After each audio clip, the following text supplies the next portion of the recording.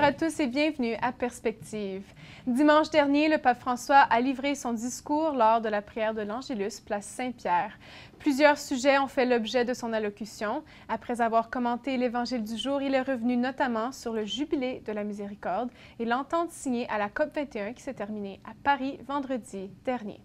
Oggi ci vuole coraggio a parlare di gioia, ci vuole soprattutto fede. Aujourd'hui, il faut du courage pour parler de la joie. Il faut surtout de la foi.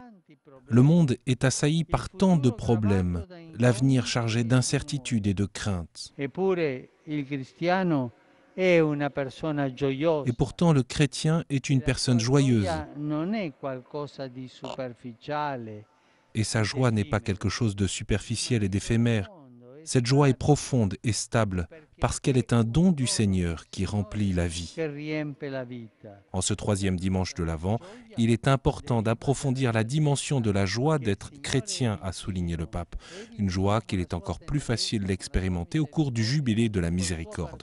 Avant la prière de l'Angélus, le pape François a également rappelé que personne n'était exclu du salut et que Jésus indique toujours le chemin de l'amour pour le prochain. La route de la conversion est accessible même au pire des pécheurs parce que Dieu est soucieux d'offrir sa miséricorde à tous et d'accueillir chacun dans une étreinte pleine de tendresse, de réconciliation et de pardon.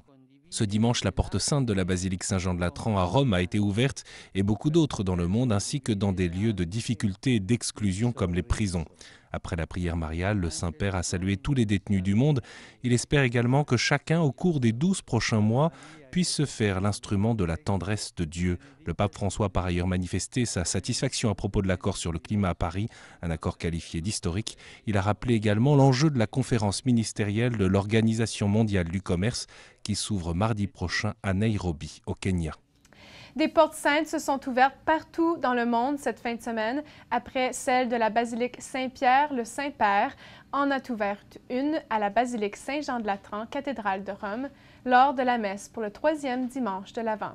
Il a rappelé que de franchir une porte sainte ouvre au pardon et à plus se laisser modeler par le Christ. De l'Avent. Le Saint-Père a invité à vivre ce jubilé de la miséricorde avec joie parce qu'il ouvre le temps du grand pardon. Franchir le seuil de la porte sainte à Rome, comme dans tant d'autres lieux dans le monde, signifie s'immerger dans l'amour infini du Père Céleste qui transforme et renouvelle la vie. Dans un contexte de grands abus et de violences, dû surtout aux œuvres d'hommes de pouvoir,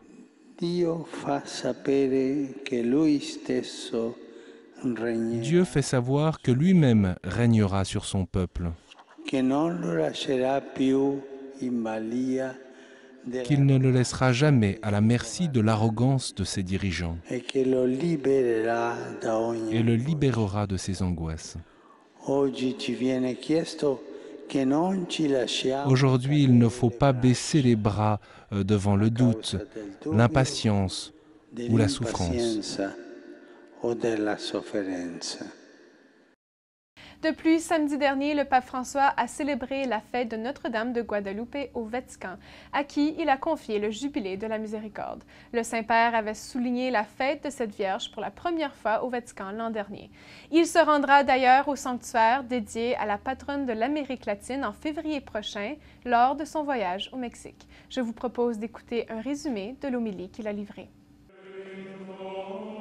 Le Saint-Père s'est arrêté dans son homélie sur le thème de la miséricorde, expression composée de deux mots différents, misère et cœur. Le cœur indique la capacité d'aimer, tandis que la miséricorde est l'amour qui embrasse la misère de la personne. Il a rappelé à tous qu'il n'existe aucun péché qui puisse tenir éloigné de la miséricorde de Dieu, lui qui a sacrifié son propre Fils pour sauver l'humanité blessée. Le Seigneur, allergique au pélagianisme, au gnosticisme et à la rigidité, chemine toujours à nos côtés, nous montrant le chemin de l'amour. Il nous relève avec tendresse quand nous marchons et nous soutient dans nos fatigues.